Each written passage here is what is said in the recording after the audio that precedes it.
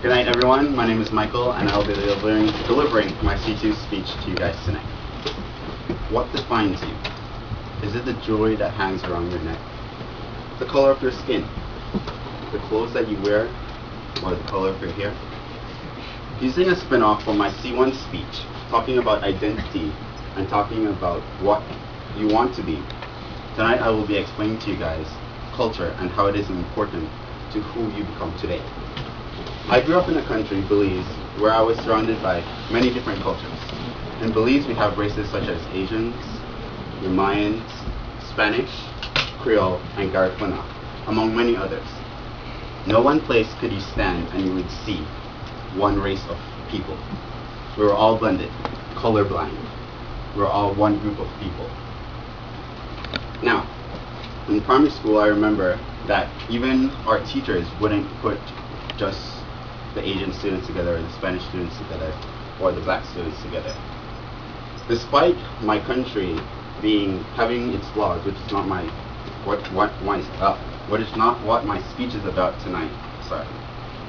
I want to say that I was very privileged to grow up there, because I was never brought up to look at someone and say, "Oh, I don't like you because of your skin color," or "Oh, I don't like you because of your culture." I'm a guy who often looks in the mirror.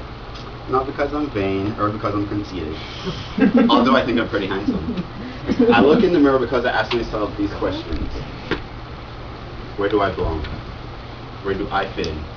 What culture should I celebrate? Do you guys often ask yourself these questions?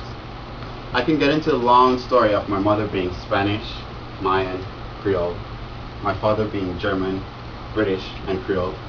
But that would only put me into a category which I was teased when I was very young, that being a mutt. A mutt is a dog who has been crossbred so many times that when you look at the dog, you can't say it's a Chihuahua, or if it's a German Shepherd, or if it's a Golden Retriever.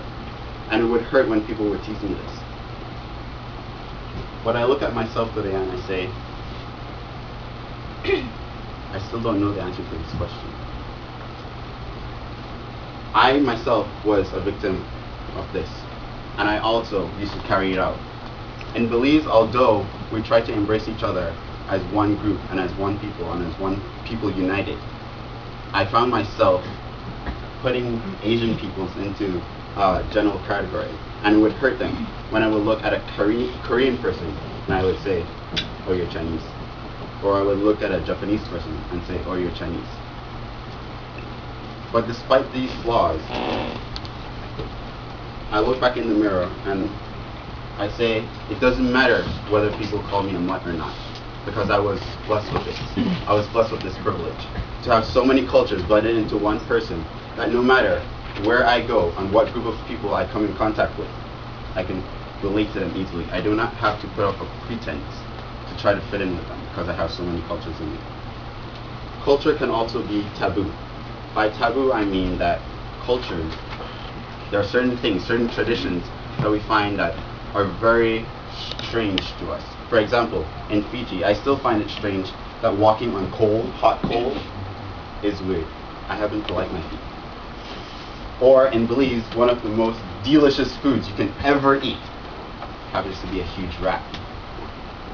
And it comes off as strange to you guys because it's not your culture.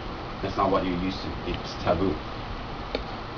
And although these things are very taboo, I bet I can't come up to you and say, "Stinky tofu is so disgusting. I can't believe these people eat this nasty crap," without you guys feeling a little upset about it. Do you know why you feel upset about it? You feel upset because it's a part of who you are. It's a part of your culture. And no one can take that away from you. Yeah.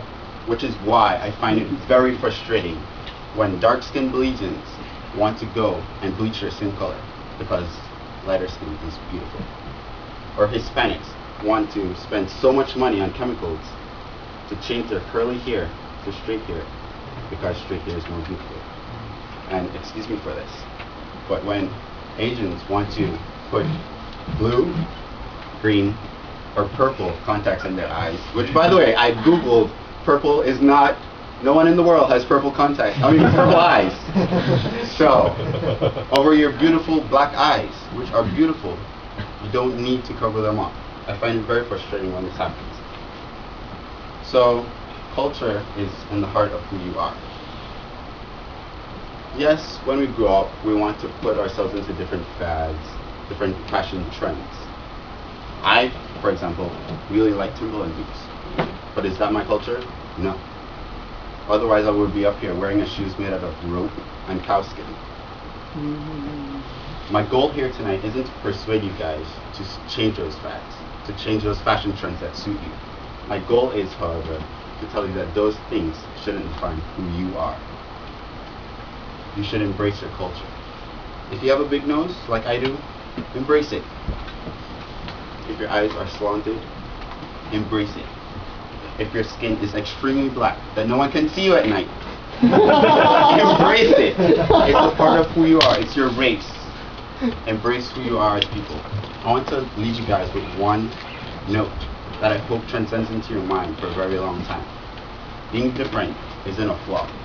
It is a privilege. Back to TV.